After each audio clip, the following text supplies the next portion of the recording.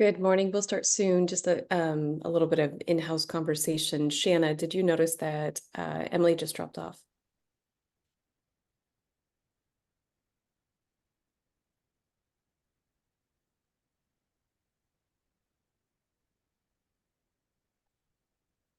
Good morning and welcome. We'll begin at 9:30, so give us a minute.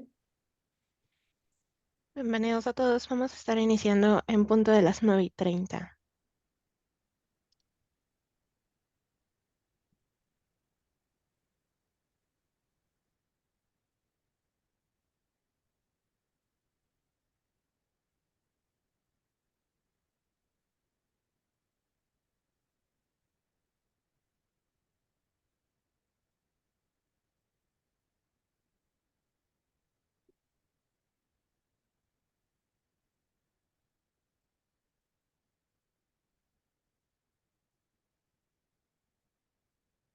Shanna, you're welcome to start screen sharing whenever you're ready.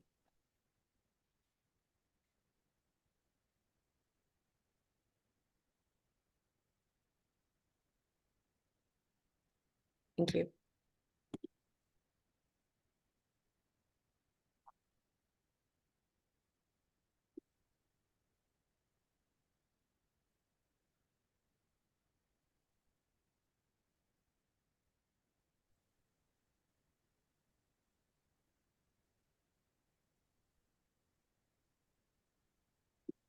All right, it looks like everybody is popping in. It's 9:30 and we have a lot of information to cover, so I'm going to go ahead and start the webinar this morning. My name is Shannon Buckmaster. I'm the Wellness Fund Development Director here at Yamhill Community Care, which we often shorten to YCCO. So if you hear that acronym, that's us. That's us. We have a great team organized here today, a lot of staff members ready to share information about our open grant application cycle. The details are coming up. It's open March 15th through May 3rd. And before we get started, I am going to cover some housekeeping, which includes a basic explanation of how this morning's meeting will run. So first of all, I would encourage you to remain muted unless you're speaking. You're muted by default. That's to minimize background noise. We will have a Q&A period, and we do want to hear your voices if you'd like to share, but we'll keep you muted until then. The session will be recorded and will be posted on our website, which is great if you want to refer back to it. Thank you for consenting to recording by participating in our webinar this morning.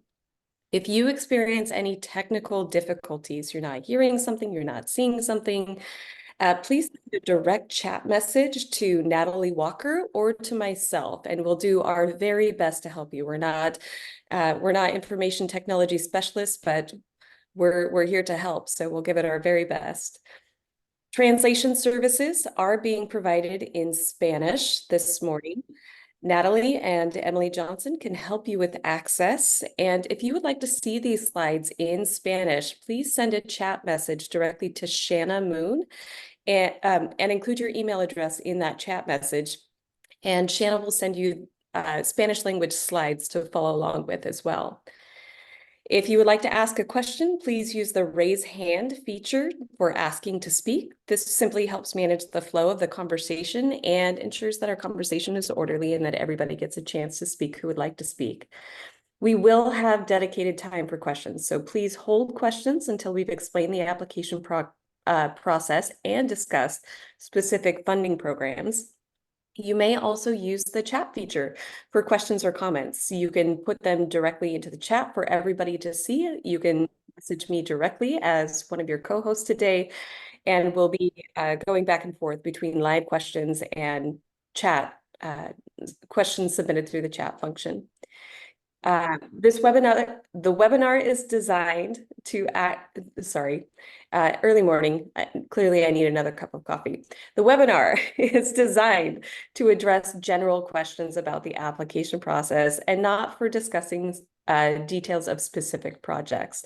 Please email funding@yamhillcco.org. We'll put that email address in the chat function for you. with any project-specific questions. We do offer one-on-one technical assistance, and please remember, we still have limitations on our support so that we can be fair to all applicants, but we do want to support a strong application on behalf of your organization when possible. Please have your video on if possible to foster a more engaging and interactive environment. We also understand if someone needs to keep the video off due to bandwidth issues or personal preference, and certainly it won't affect the outcome of your application. Please consider the importance of maintaining confidentiality and respect toward all opinions and questions during the webinar. This creates a safe and welcoming environment for all participants.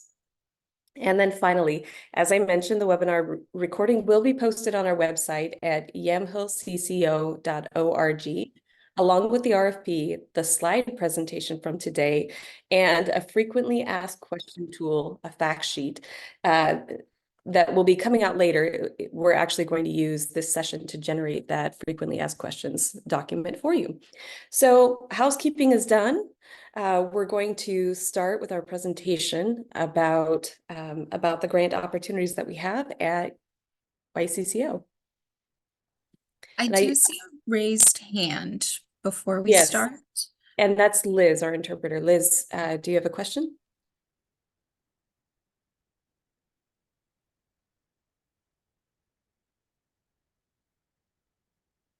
All right. Send a chat message, Liz, if there is something that Natalie or myself can help you with. And thank you to Jennifer, who put the email address for particular or specific project-specific questions, email funding@ycco.org. That's in the chat for you. All right, I'm pleased to introduce Emily Johnson, who is the doer of so many things at YCCO, but is a specialist with our organization, and she'll be starting our conversation today. Hello, welcome. So good to see so many faces and names here. Some I recognize and some I don't, which is also very exciting. Before you get started, Liz did send her question in the chat. And would we like to have Liz repeat housekeeping in Spanish at this point? Yes. So, Okay. yeah, Natalie, if you can turn off the interpretation, that allows the interpreters to come back into the room with everybody and just make sure that everyone's language access needs are met. Done. Thank you. Thank you. Sorry to Awesome. interrupt you. So Liz, welcome back. Sorry Thank about the you. hiccup. We would love for you to share the TA, the technical assistance information in Spanish. Thank you. Yes. Primero que nada, bienvenidos a todos y tengan en cuenta que estarán silenciados de forma predeterminada para minimizar el ruido de fondo. Por favor, permanezca en silencio a menos que usted esté hablando. La sesión será grabada y publicada en nuestro sitio web. Gracias por consentir grabación participando en este seminario web. Si tiene dificultades técnicas, envíe un mensaje de chat directamente a Natalie Walker o a Shannon Buckmaster.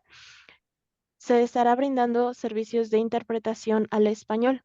Natalie y Emily Johnson pueden ayudar con acceso a esta función. Utilice la función de preguntas y respuestas, levantar la mano y la función para pedir a hablar. Esto ayudará a gestionar el flujo de conversación y garantizar que la discusión sea ordenada. Tendremos tiempo dedicado para preguntas, así que espere hasta que hayamos explicado el proceso de función y discutimos los programas de financiación específicos. También puede utilizar la función de chat para preguntas o comentarios. Las preguntas se abordarán en un segmento designado de preguntas y respuestas. Este seminario web está diseñado para abordar preguntas generales sobre el proceso de solicitud y no para discutir detalles de proyectos específicos. Envíe un correo electrónico a funding@yamhillcco.org con el proyecto, preguntas específicas. Este correo electrónico también lo estarán encontrando en el chat. Ofrecemos asistencia técnica personalizada y recuerde, todavía tenemos limitaciones en nuestro apoyo para que podamos ser justos con todos los solicitantes. Tenga su video encendido si es posible para fomentar un entorno más atractivo e interactivo. También entendemos si alguien necesita mantener su video apagado debido a problemas de ancho de banda o preferencia personal y no afectará el resultado de su solicitud. Por favor, considere la importancia de mantener la confidencialidad y el respeto hacia todas las opiniones y preguntas durante el seminario web. Esto crea un ambiente seguro y acogedor para todos los participantes. La grabación del seminario se publicará en nuestro sitio web en yamhillcco.org junto con la presentación de diapositivas del día de hoy y una herramienta de preguntas frecuentes generada después de esta sesión. Gracias. Si alguien necesita interpretación al español, por favor, déjenoslo saber ahora. Thank you. Thank you. Thank you, Liz. We appreciate that. And back to Emily. Okay. All right, let's get started. So this is the 2024 Yamhill Community Care Request for Funding Proposals webinar.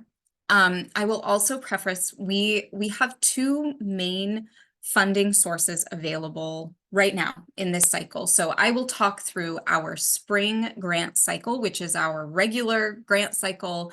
It looks a little different than past years because we are combining multiple funding streams, but this is grants as you, if you are familiar with YCCO grant cycles, this looks a lot like our regular grant cycles. We also have a community capacity building fund cycle that is also open right now that is really specific to a new Medicaid benefit called health-related social needs.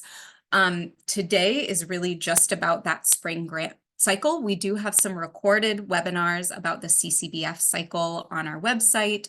You can go there and watch them, and you can also reach out to that same funding email with any questions or concerns about that. So I wanted to preface, we do have a couple of different opportunities available. This is specifically our spring grant cycle. Okay, next slide, please. And thank you for sharing slides. So today we're going to talk in two parts. First, about the RFP itself and the information that is shared, the different funding streams that are a part of this single RFP, the different funding tiers, and then there will be a brief opportunity for questions. And then we will go into part two, which will be around the application quality and alignment. So we'll really talk about the actual application questions and some of the detail that we would like to see in those. So there will then again be an opportunity for questions. I do ask that you keep questions either in the chat while I'm speaking right now or during those Q&A periods. That makes sure we can keep on the agenda and really respect all of your time. Okay, next slide. So the timeline for this grant cycle, we are sitting right now on March 26th at the technical assistance webinar. These applications will be due on May 3rd at 11:59 p.m. And then we will have a cycle to review all of these applications. This year, we are using an ad hoc committee to review these applications. There are a couple of reasons for that. Largely, we want a lot of transparency and we want as much objectivity as possible in this grant cycle review. And so we're recruiting individuals for this ad hoc grant review committee. This will be compensated time, and any member of this committee cannot also be an applicant to our funding cycle. So if you decide at the end of this webinar or a week or two from now that your organization doesn't want to apply for funding, but still wants to be involved in the process, maybe see who did apply, this is another opportunity that is available to review the applications that we do receive. So those reviews will happen through something like July 30th. There will also be various reviews from our governance committees, so our Community Advisory Council and our Board of Directors. and then awards will be announced by July 31st. The funding may become available earlier if contracts are signed quickly and returned and all of the associated paperwork is complete, but we expect the funding agreements to be effective by the end of September. Okay, next slide. So doing some basic housekeeping just for these grants, who can apply? Applicants must be nonprofits, tribes, public or governmental agencies. And then multiple agencies may apply and are actually encouraged to apply. We love collaborative projects, but one single agency must be applying as the fiscal sponsor and must meet those nonprofit, tribe, or public or governmental agency criteria. And then funding cannot be awarded to individuals in the form of scholarships, for political purposes, to disperse subgrants. And then we, even though we are a Medicaid health plan, we are also a 501c3. We did it. We finally did it. Nonprofit. And so we are subject to the OARs related to our nonprofit status as well. And so we cannot expend funds in ways that do not agree with those requirements. And then we ask that grants are not used to supplant existing funding streams. So if there is already a funded position, we cannot add funding in and allow you to sort of displace those funds for another project that you would like to do. Okay. And then we get into some of the specifics of our organization. So the funding that we disperse must be aligned with our community health improvement plan. I won't talk too long about that plan, but ultimately it is a collaborative project with Yamhill County Public Health and Providence Newburgh Hospital. We did a really comprehensive assessment of the entire community to understand where the needs are, where the gaps are, where we see disparities in health and equity overall, and then developed a plan in collaboration with these organizations to address many of those needs identified in the community. And so we use this plan as kind of a touch point for where our priorities are. And we really ask that this chip guides the work that we do, including the funding that we disperse. And so any projects need to have some level of alignment with this plan. You will note that it is very broad, and so there are a lot of projects that will fit under this umbrella, but there are also specific strategies under these focus areas within the plan. And so we do ask, and I can share it in the chat, but we really do ask that people look at the community health improvement plan and go down into some of those individual goals and strategies to really understand within mental health.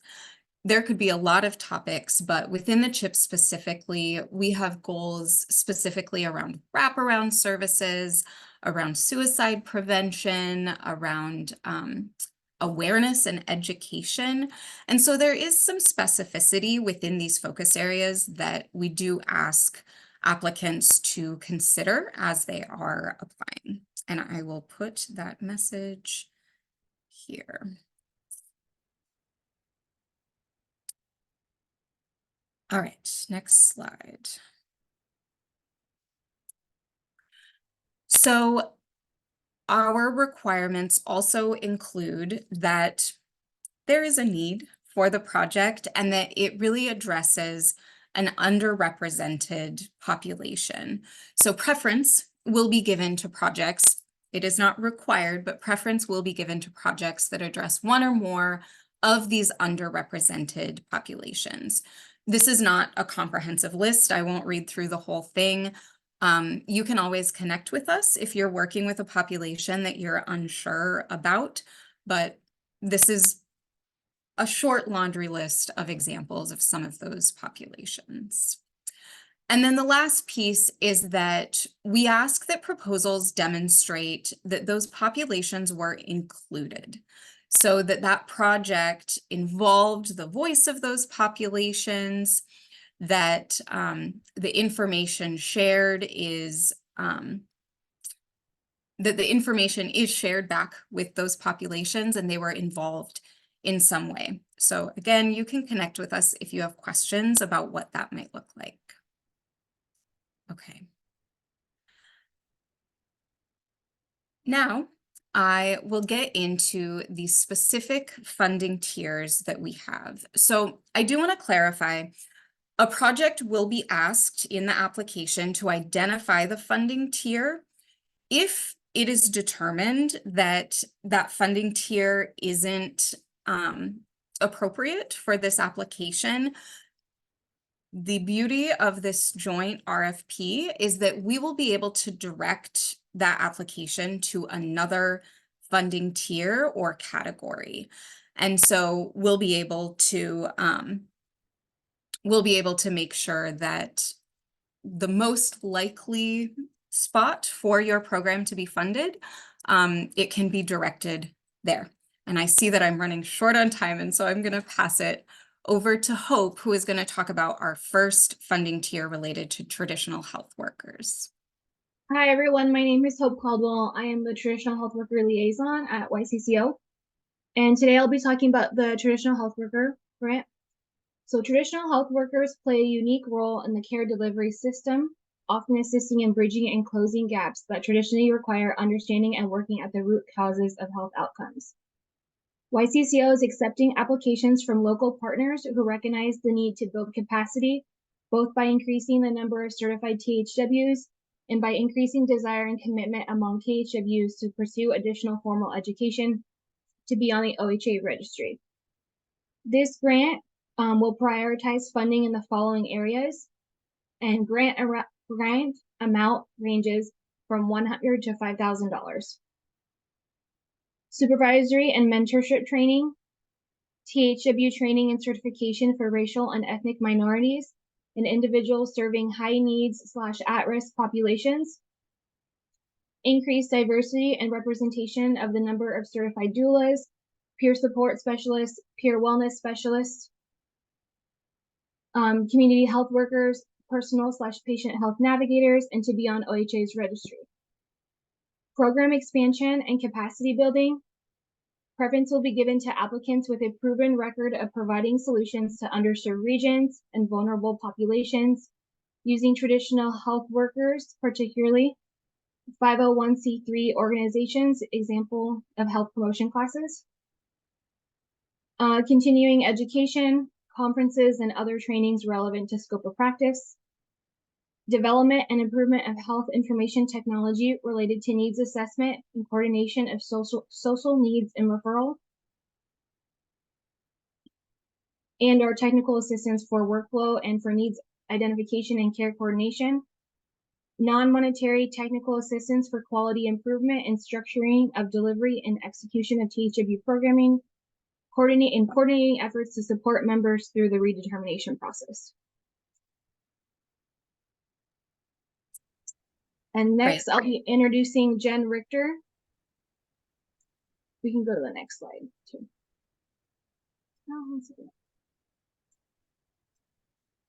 Thank you, Hope. I'm Jennifer Lane, formerly known as Jennifer Richter. I'll respond to either one. I'm the Early Learning Director with Yamhill CCO. We work on school readiness and family stability initiatives in the community. The funding that we have available this go around is really focused on that family support piece. There is space for school readiness initiatives within other pieces of this RFP, but the funding that I'm going to talk about right now is really around family support and family preservation services. We have $67,000 for this RFP split between these two funding buckets. It's a little bit different from some of the other funds in the sense that these are reimbursable only. So you'll get the money back after you spend it and submit your reports to us. And they all have to be spent. The program has to be complete by June 30th, 2025. So keep those two pieces in mind. These are really services that are focused on two buckets. One is really the supports for families, focused on the entire family, not on an individual within the family. And for example, it could be things that improve parenting skills, or projects that strengthen parent-child relationships, or even access to community services. For example, transportation services to get to parenting classes, those would qualify under family support services. The idea is that you're really trying to surround this family with all the supports they need to strengthen that parent-child bond. The other bucket, the family preservation services, is more targeted on foster care prevention, foster care supports, and then the reunification of children with their families when that's warranted, or adoption services, if that's a better route for that child. And so things that fall under that would be respite care, or any sort of family stabilization services, really focused on creating a stable environment for that child who's in a crisis, or for that family that's in crisis mode. And I think now I'm going to pass it on to, back to Emily. We're going to go back to Emily, and then I think we had some slides out of order, so we're also going to go back to slide 9 right now. Thank you. Mm-hmm. Thank you, Jen. So the third tier 1 funding tier opportunity is the Community Health Improvement Plan specific grant cycle. This is a grant that is overseen by our Community Advisory Council, which needs to be at least 50% OHP members. And this group also oversees the creation of the Community Health Improvement Plan and identifies projects within that plan that feel appropriate to fit into our overarching strategy. And so this funding stream is the one that I would say applicants need to look most closely at the Community Health Improvement Plan and go down to that goal and strategy level and identify a project that meets one of those existing identified needs. Generally, we award around $20,000. That's kind of the average for those grants. We have awarded a little more and quite a lot less. So even those little projects, $5,000 to $10,000 are open to consideration under this grant tier. And then I think we will jump to share.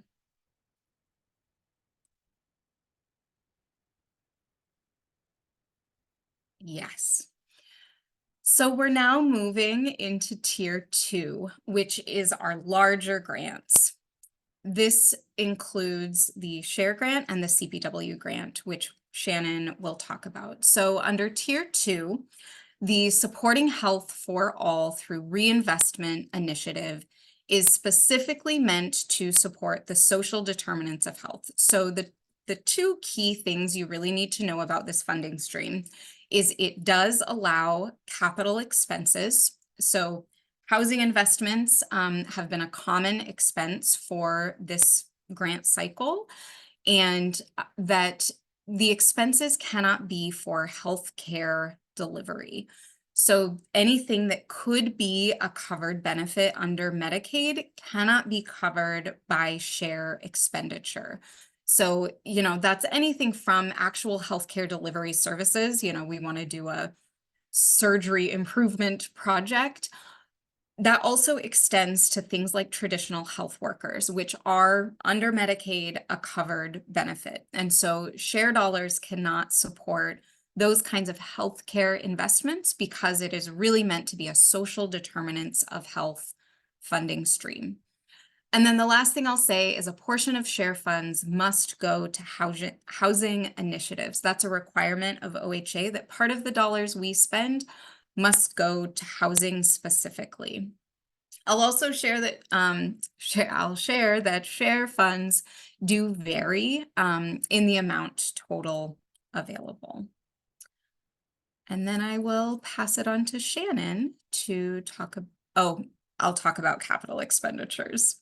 So if you're unaware, capital expenses usually are talked about like building a building, and that is allowed under share, but that can also be things like purchasing equipment, purchasing technology, any sort of expense on a fixed asset that is going to last for a significant period beyond the grant cycle. So the grant cycles in all of our funding tiers are going to be for a single year.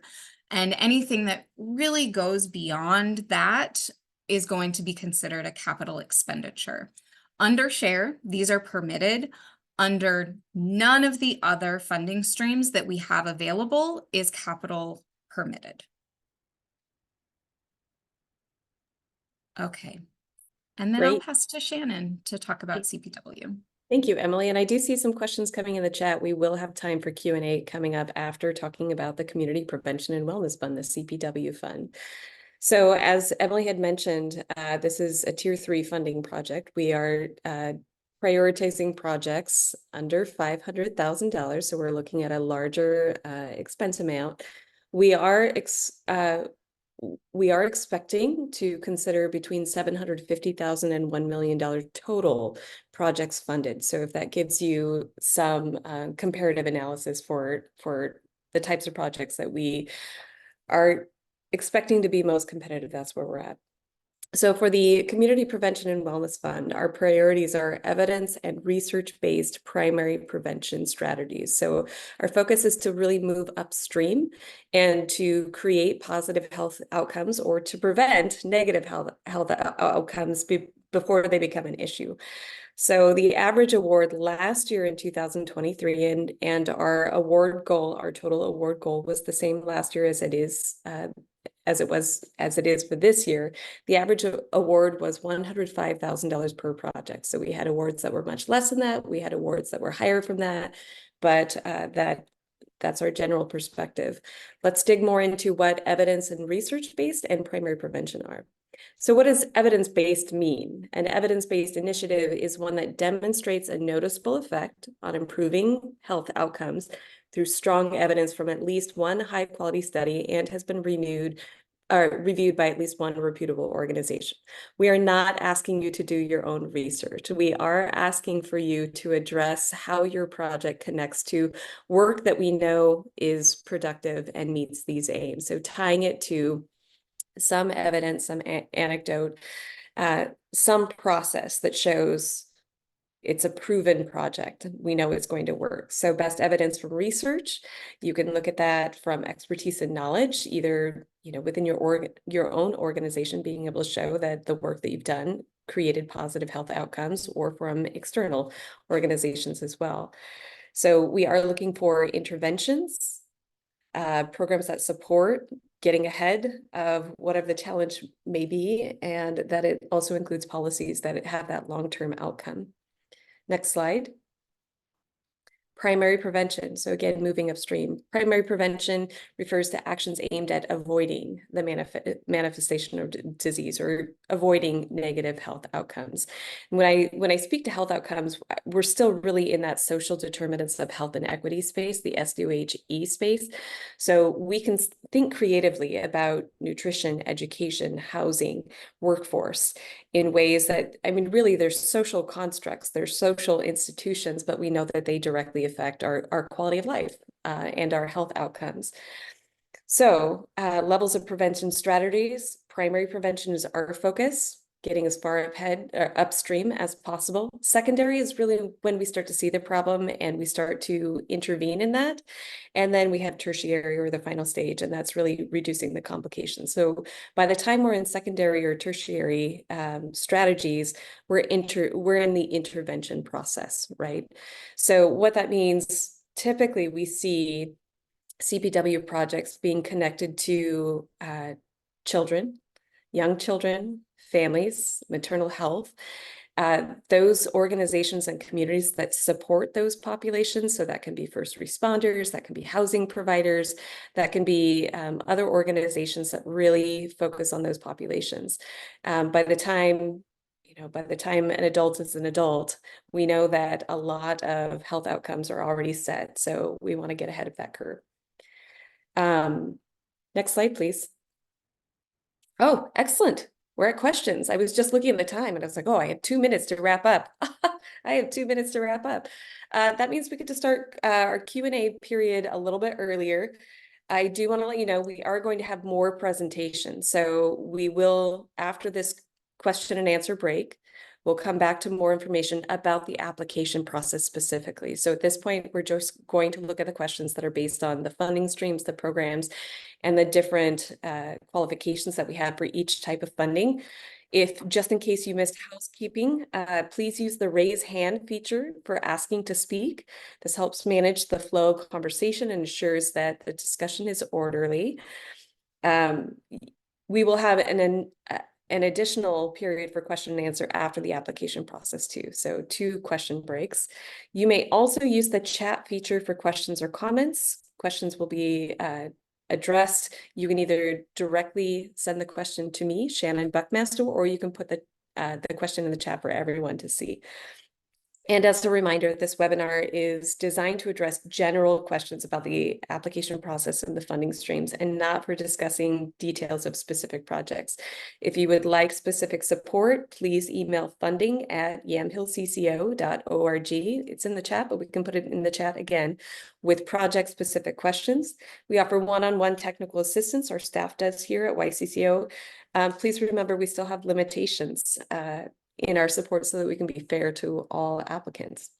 All right, that being said, I'll start with the questions in the chat. And again, if you would like to unmute and share a question, then please raise your hand. I want to acknowledge Adam's initial question about the date ranges of the CHIP and whether another community health and improvement plan CHIP will be released, but we do have the current CHIP on the website. Emily, thank you for sharing the link in the chat. And that current plan runs through 2027. Linda Mann asked if the traditional health worker THW fund is limited to up to $5,000 per applicant or per project. The answer is yes. So there is a $5,000 per project limitation for traditional health worker funds.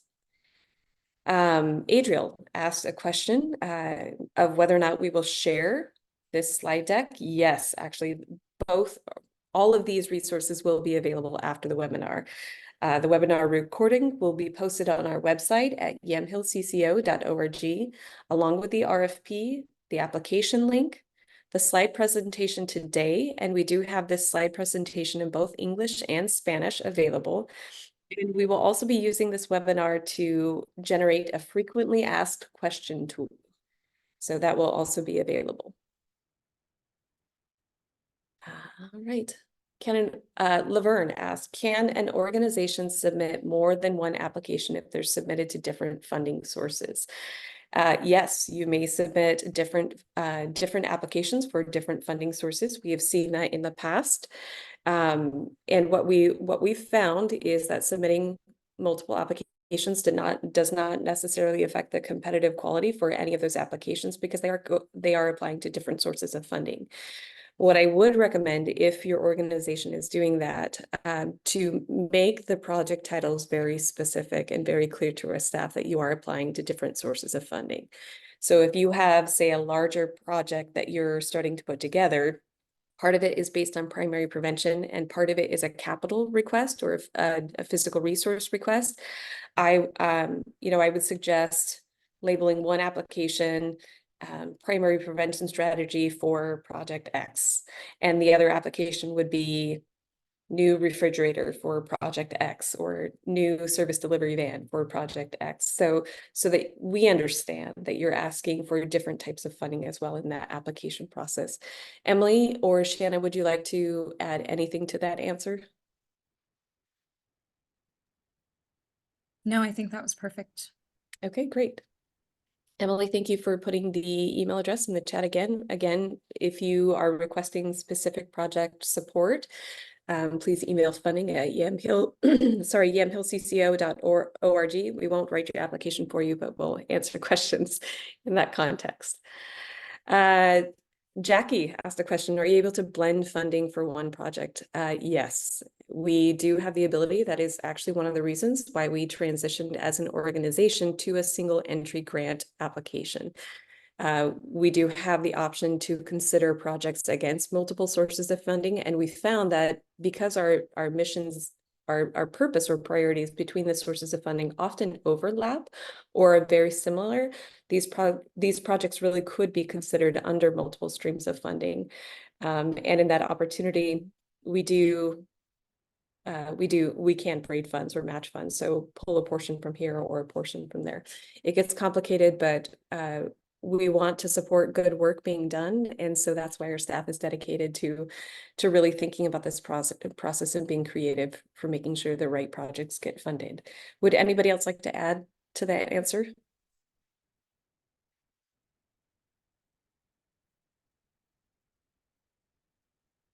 Okay, Emily, I saw you start to put together a thought, but there we go. All right. Oscar, can you clarify when applications can begin to be submitted and where to access the application link? We will talk more about the application process in the second part of this webinar. The application is live on our website and can be submitted whenever you're ready. Emily will be covering more details about that. And another question, Jackie, is this sustainable funding beyond 1 year? That's a great question. Most of the funding available in this RFP is project specific with a timeline for completion. However, at least with the CPW fund, the Community Prevention and Wellness Fund, we do have the opportunity to renew funding for projects. It's a simplified process and it does go through review by the CPW committee. So we can consider sustainability, but when you're applying, it's perhaps the best approach at this point to think about what you can accomplish in the next year.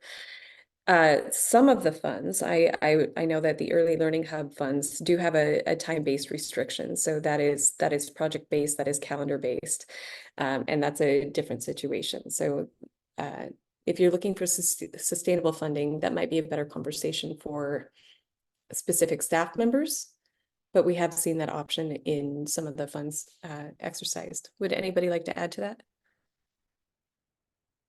Yep. And staff, YCCO staff, you could just unmute. That way I, make sure to include you. Jennifer Lind, if one has a capital project and then a project under tier 1 or tier 2, is it better to submit separate applications or blend? It depends on the project, really. I've now talked about the potential to match or braid funds internally. However, you're putting a lot of trust in our staff to understand what your intentions are for that project and where those project funds need to come from. If you have a very clear idea that you're asking for different types of funding, and also if you have a clear idea of a budget, perhaps one element of the project is $5,000, that would be a different opportunity, and another part of your project is $200,000, then you may want to do separate applications because the higher value, especially for a capital project or a tier 2 project, that is certainly going to take more consideration and frankly would be under more scrutiny because it's a significant investment for a limited amount of funds available. So that would be, I don't know if that's a non-answer. I'm sorry if it is. Jennifer, you're welcome to unmute and clarify, or you can add again to the chat if you need more detail for that answer. Yep. All right. Jessica asks, can you support multi-year projects? As I mentioned, some of the funds do have a calendar restriction where the work needs to be completed by a specific date. Early learning funds are one of those projects. We can consider multi-year projects. It's good to note that as far as a long-term sustainability plan, we can't guarantee that any projects would be renewed for funding in future years. But some of the funds do have a little more flexibility in when the work can be completed. So that's a yes and answer.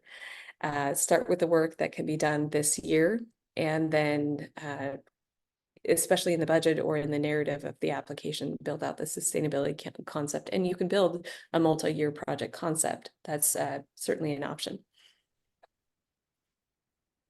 If you're considering the need for blending funding, do you need to do multiple applications? So I think we've tackled this question a couple times at this point. So that might be a question. If you're really confused about whether you should do one application or separate applications, again, think about the types of funding you're asking for and the dollar amounts that you're asking for.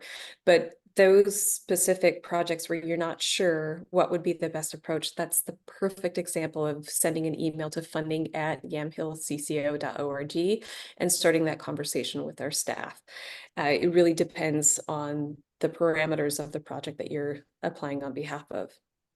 Jonah asked, does other funding for the project need to be secured before applying? No, we do not require matching funds or outside funds. We do find that projects that reflect community collaboration or do have strong financial support coming in, they do tend to be more competitive, but it's not something that we require. So we, unlike other grant applications, we don't require you to have other sources of funding before you apply to our funding sources. Shannon, may I add though that the early learning funds are the exception to that, and Thank you. that there's a 25% match required, but it can be in kind. So it can be staff hours, or we can help you figure out where that everybody has 25% match if you really look at it. It doesn't have to be cash match. That's great. And that's also a good example of working with our staff to understand what your in-kind match would be. So for early learning funds, or for the funds that don't require a match, you can still put this in your application. If you think about the resources, staff time being put to this project, what their hourly wages are, any other components that they might already be absorbed in your budget, but the idea is that if you're doing this work, you need the people to do the work, or you need the opportunity to do the work. So it doesn't always have to be cash in hand that goes toward these projects. If you would like to know if your organization has qualifying in-kind donations already for a project, again, email our staff funding@yamhillcco.org. And as Jen mentioned, we can start that conversation with you. All right. Audrey, if we have a similar project that fits well under tier 2 or tier 3, is that oh, I lost the question.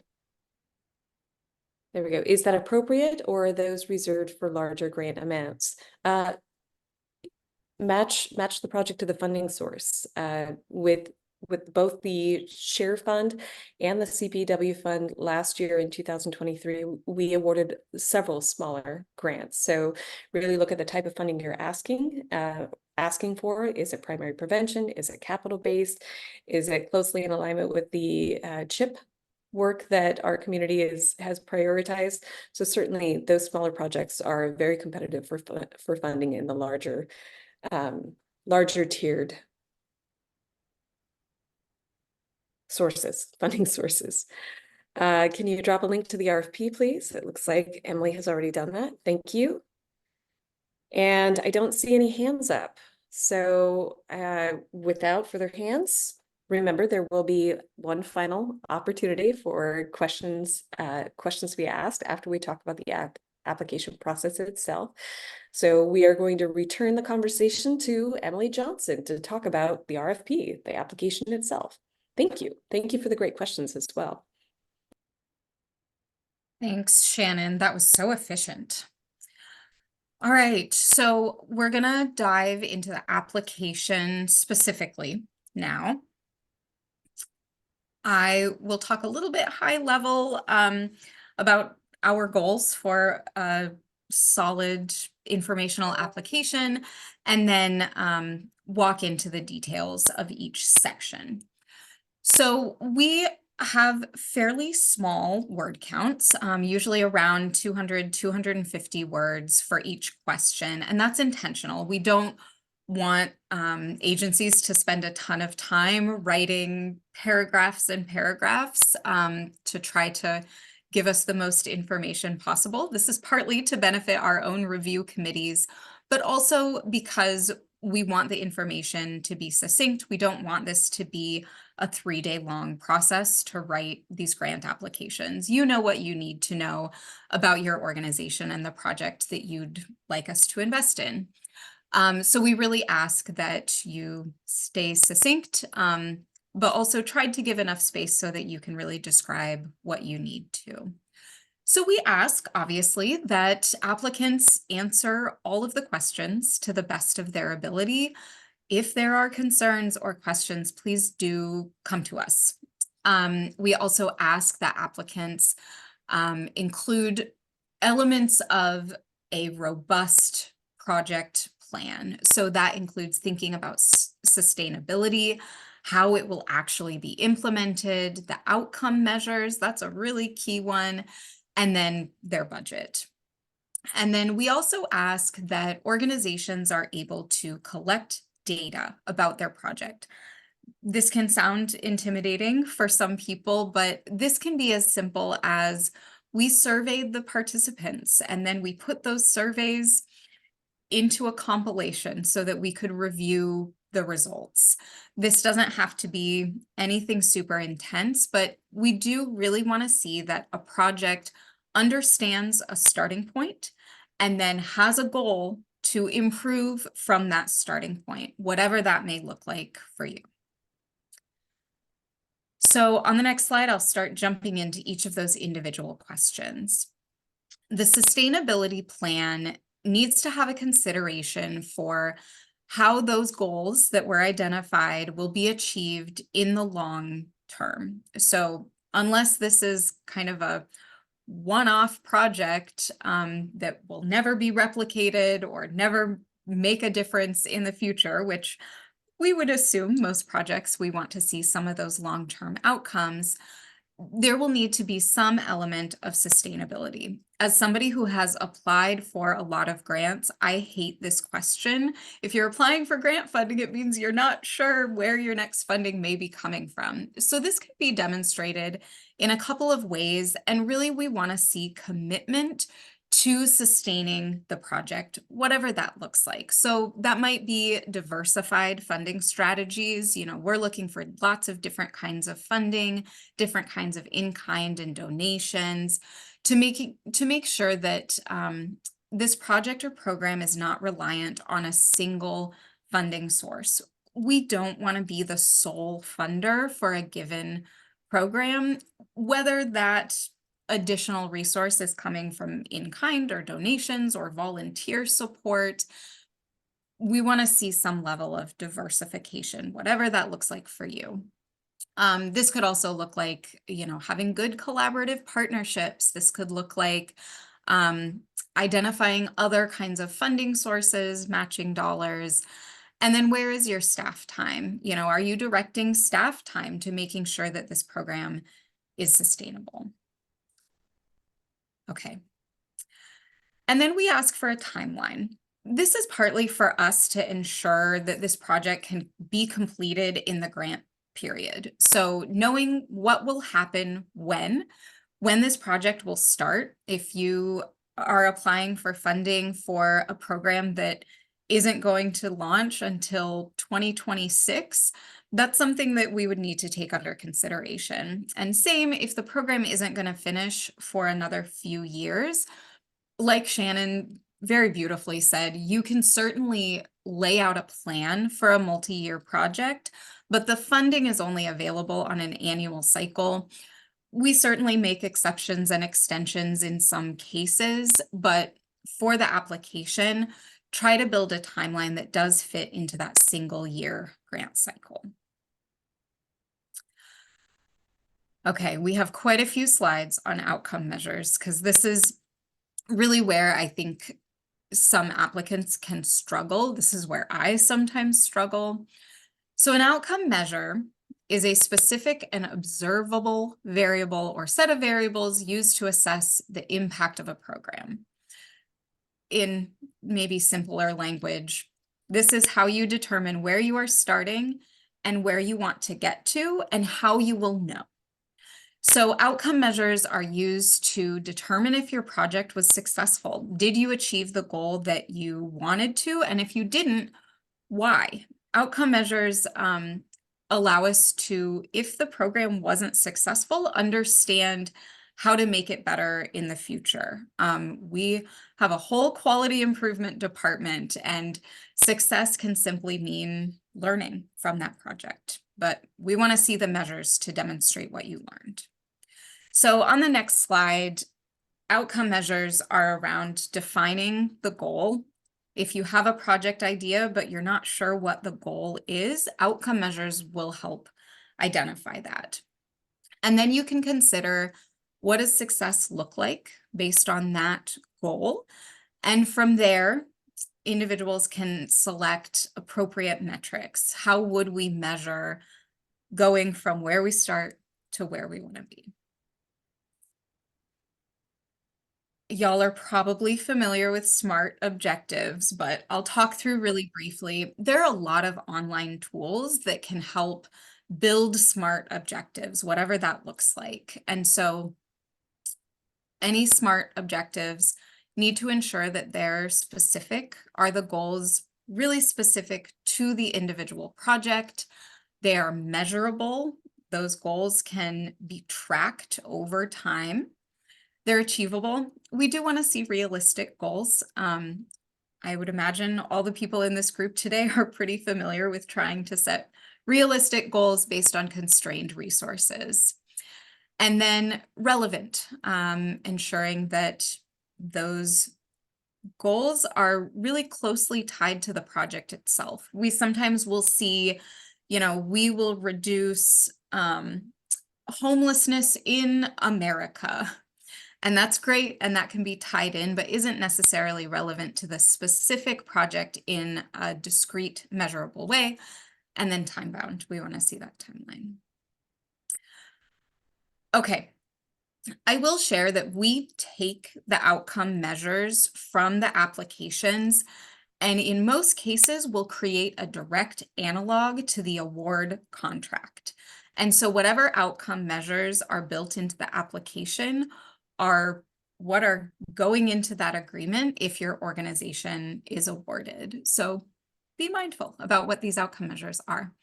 So these are just a couple of examples. I'm not going to go into a ton of detail, but a couple may include things like our program will reduce homelessness in our community by 5% in 1 year. It is time-bound, it is measurable, it seems potentially achievable as a little bit of a stretch goal. But in this next section, you'll notice that it becomes much more specific. So implementing targeted interventions, providing supportive services, and fostering collaboration with community partners.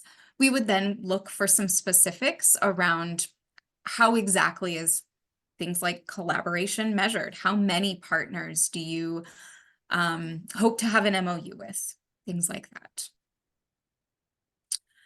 Just another example, you'll see in the bold ways to make it more time-bound and specific. So 50 patients with a new diagnosis will be recruited, enroll in an e-learning online platform, and receive accompanying booklets for lymphedema education by the end of the grant period. So just ensure in whatever outcome measures you have, all of those SMART elements are there.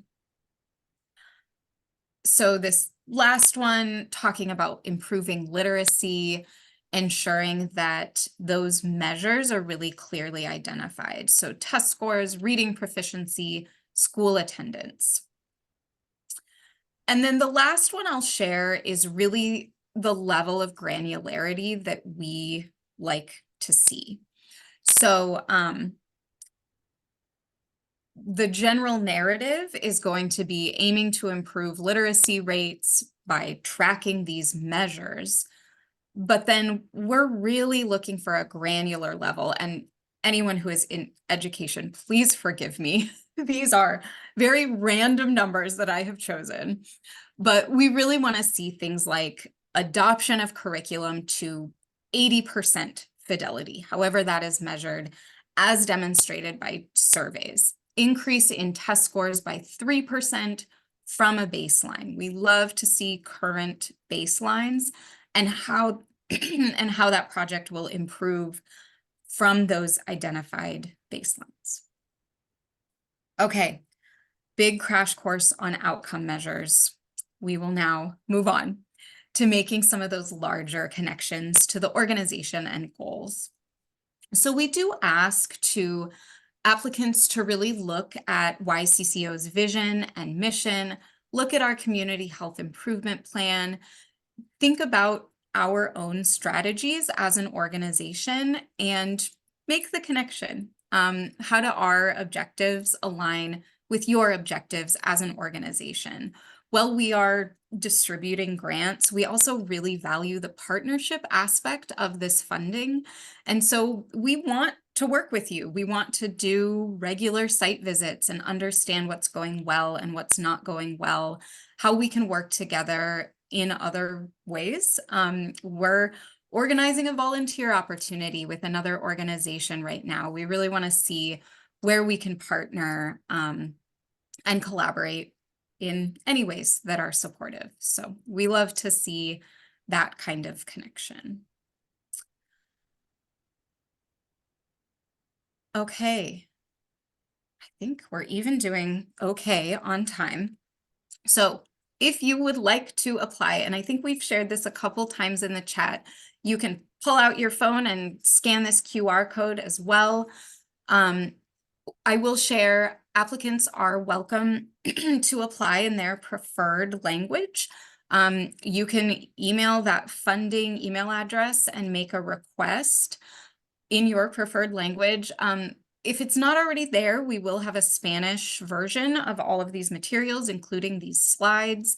And so if there is a need for large print, we really do try to accommodate any sort of accessibility needs. If there's just accommodation support needed with fulfilling that application, we are happy to do what we can to meet some of those needs. So all of the links that are needed are going to be on the website. There's a link to the PDF that has the RFP and all of the application questions. And then there is a link to a SurveyMonkey that is the actual application. Looks like a survey, it's an application. So all of the questions that are in that PDF are going to be replicated in the actual application. So you don't have to kind of fill in false questions or click all the way through to make sure you're seeing all the questions. They are replicated in that PDF that you can download. You can also, complete it in a Word document and then transfer it over to SurveyMonkey. We always recommend that. SurveyMonkey has been pretty reliable in terms of, saving people's work, things like that. But just for your own sanity, we do encourage kind of completing those questions in Word and then transferring them. You do have the option to email a Word application to us. We prefer that you do use that SurveyMonkey application form because it keeps everything really consistent and it makes sure the review can be objective. Okay, and then I mentioned this at the beginning of the presentation, but this is also a link to the review committee.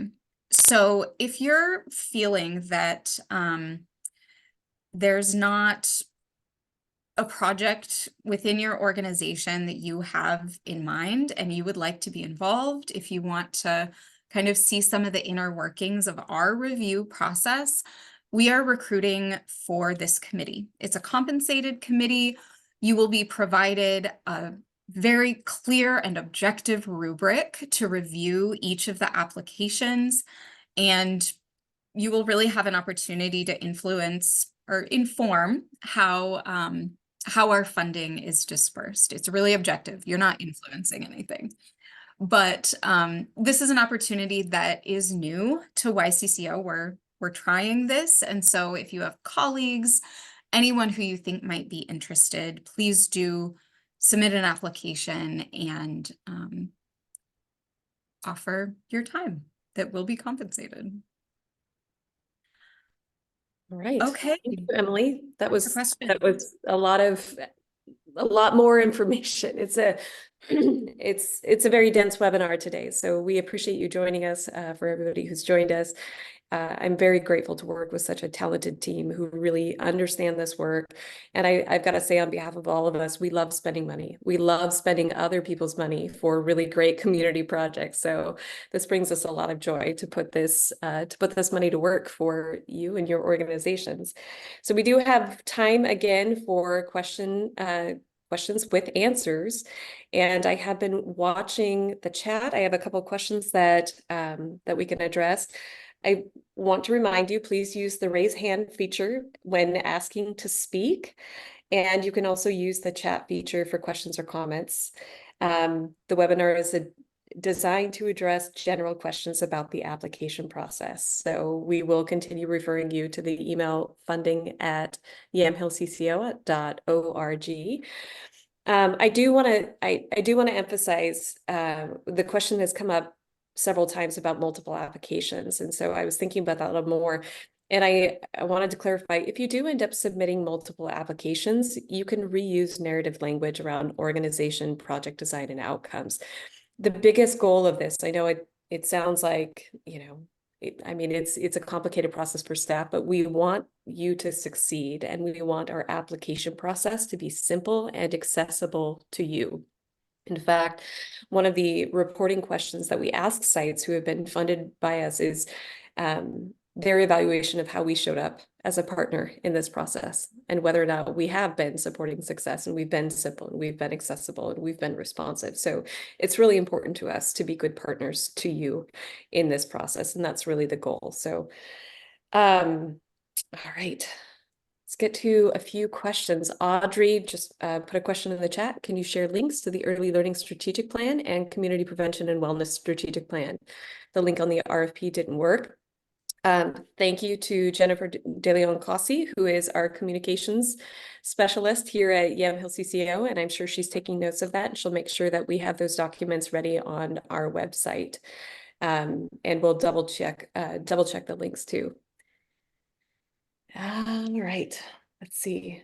Oh, excellent. So next question, actually, if I'm applying to the community capacity building fund, can I also apply to this grant cycle? Will either reduce my chances of an award in the other? You can apply to both funding opportunities, and it will not reduce your chances of funding chances in either fund. So yes, you can consider funding sources from several opportunities. We understand that your projects can be multifaceted. They can have a lot of detail, different layers of organization. We want to be able to support your success. How will the review committee be judging applications? That's a more complicated question. I'm going to get to a couple of questions, then I'll come back to that, Jennifer. So one of the questions I received, if I was a traditional health worker THW grant recipient last year, can I still apply this year? The answer is yes, and that goes for any of our funding opportunities. So if you received a share award last year, if you received CHIP funds or CPW funds, even if it's for continuation of the project, yes, you can apply. So we don't have restrictions on how frequently an organization can be funded through these funding sources. So please reapply, new projects, new versions of projects, new concepts, new ideas. We don't carry that restriction. We do, I will add, have a review criteria around any current award being in good standing. So there is a consideration of whether past awards or current awards have met reporting deadlines, submitted required documentation, things like that, that is taken into consideration. That's a great note. Yes, please stay in good standing as an award, a past award recipient. Can I apply for the THW grant for more than one project? Yes, you may. Each of these funding sources, you can apply for more than one project in those, either between the different sources of funding or within the same source of funding. So let's say you want to support maternal nutrition and doula services. They're related. Your organization might be doing both, two different projects. You can apply on behalf of both projects. Am I more likely to get funded if I request a smaller award? I would say on the surface, yes. We can fund more projects, different types of work when the award amounts are smaller.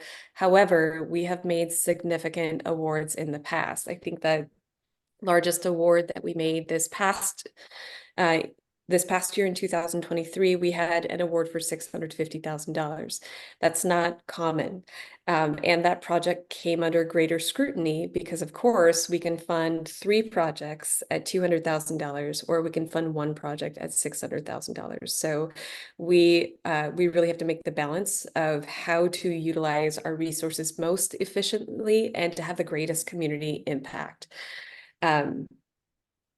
And as was mentioned earlier, you can submit smaller award requests to tier 2 and tier 3 funding projects. Really, when it gets down to it, we have a limited amount of resources. If we only have $75,000 to award, and let's say we've allocated $50,000 based on the scoring of our applications, we'll get to that process soon. We are able to, we want to spend all the money. In some cases, we have to spend every dollar. And so we're able to sometimes use those smaller award requests to fill in gaps in the evaluation process. What should an organization do if they're not sure what tier is the best fit for their project? Or I would say which funding source is the best fit for their project? Contact our staff. Funding at yamhillcco.org. Those are questions that should be fairly simple for us to approach with you. And we want to see you be successful. All right. Jennifer in the chat, Jennifer Lynn, not Jennifer DeLo and Cossi. Is there an opportunity to see the reporting requirements if awarded during the application cycle? We haven't had that question yet, but I don't see any barriers of why we couldn't share what the reporting template generally looks like. I will say we do customize the reporting templates for the specific project. That being said, I think we could release a general outline of the types of information or questions that we would be asking during the reporting period. Yeah, I think we could absolutely do that. I will share that reporting is biannual. So we have a midpoint report that is usually accompanied by a optional site visit and then a final report. So only 2 reports. We don't ask for quarterly except for some of the early learning funds. And then the reports themselves will have specific reporting on each of the outcome measures. So going back to those outcome measures in that original application, most of those will transfer over to the grant agreement. Those will transfer directly over to the reporting requirements. And so that's the bulk of the report, is what are the outcomes you identified that you would be able to track, and how has that progress gone forward? And then we have some basic narrative questions about barriers, issues, and that's it. It's meant to be a fairly short, streamlined reporting process. But yeah, I think we could certainly share a template. Yeah. Again, the reports are customized to what your project and what your site is doing. So each one of them look different. I've worked in organizations, I've applied for a lot of grants myself. And one thing that I love that our team at YCCO does is that we provide technical assistance for the reporting period for these grants as well. So a lot of times we can get most of that report done during a site visit with staff, just talking through how the program is advancing, what the challenges, what the successes of the project are. And our staff stays very responsive to our awardees as well throughout the entire relationship. So if you have questions, if you need adjustments, we're here. We want to see you succeed with the good work that you're doing in our community. All right, so the big question, how will the review committee be judging applications? So initially, when the RFP closes on May 3rd, staff will begin reviewing the applications for completeness and accuracy. So for example, if for some reason you applied to the share fund for a capital project, or the CPW fund for a capital project when it really should have been a share application. Our staff is going to work with you to clarify, the appropriateness and completeness of your application. Once we make sure that the applications are appropriately matched to different funding sources that they've applied for, that we understand the organizations, then Emily and Shanna at this point do this magical intervention with all the data and start building spreadsheets so that we can have a fair comparative analysis, that we make sure we understand who's applied to what the limitations or scope are for the funds and where the projects are. From that point, we have both staff and our ad hoc committee assembled to start reviewing and scoring the applications on a 3-point scale. So a score of a 0 for any project component or any application component would mean that the application did not meet the requirement. A 1 is meeting the requirement, and a 2 on that scoring scale means that the project exceeds that particular requirement. So each application will be scored by multiple committee members. No applications will be scored by the same committee members. So we have different committee members scoring different applications to keep the evaluations fair and balanced. There are weighted considerations for the priorities that we have from the Community Health Improvement Plan, service populations, especially marginalized or historically oppressed people, how they're being served. So we do have weighted considerations for those priorities that we have, so keep that in mind. And then once those scores are independently done by our scoring team, staff, and ad hoc community members, then the scores are collated and we're able to create a prioritized list of projects to fund. When we've exhausted the funds based on those projects scored in priority, then we create a slate recommendation to our governing bodies. And as everybody has discussed in this meeting today on behalf of the different funds, we do have several different governing bodies, like the Community Advisory Council or the CPW committee. Once those slates of funding are approved by the governing committees, there is a slate recommendation made to the YCCO Board of Directors for final approval. And once the board approves the recommended projects for funding, then we start sending out award letters. You'll hear from us either way. You'll hear if your project was selected for funding or not selected for funding. If your project was not selected for funding, it may have been a great project. There were simply other more competitive projects that were funded in advance. So it could be a possibility for you to apply with the project next year or to apply with a different project next year. And you always have the opportunity to contact staff and ask what could have made your project more competitive for funding consideration if your project is not selected for funding. So the technical assistance doesn't end if your project is not funded this year. Again, we like to support really great work being done in the community. Once award letters go out, we start working with our finance and contracts team to make sure we have all the appropriate documentation, that we have a signed memorandum of understanding, MOU, or an agreement for the work to be done. And then we start sending money your way and we get into the reporting cycle.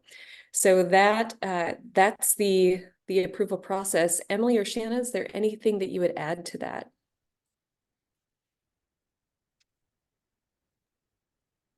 No, I think that was really comprehensive. Thank you. Thank you. There's a lot of work that goes into it, but I would say that, certainly from my perspective, this is my favorite time of year, right? We get to see all the good stuff that you're doing. We're inspired by your creativity, by your organizational resiliency, by the way that you listen to and hold up your neighbors and community members in service with the good work that you're doing. And it's great to be able to invest in those projects, in those visions, in the dreams and the big thoughts that you all have with the great work that you're doing. I don't see any other questions in the chat. If you would like to raise your hand and ask a last question, or if you would like to put one last question in the chat, we have 3 minutes. 3 minutes for Q&A.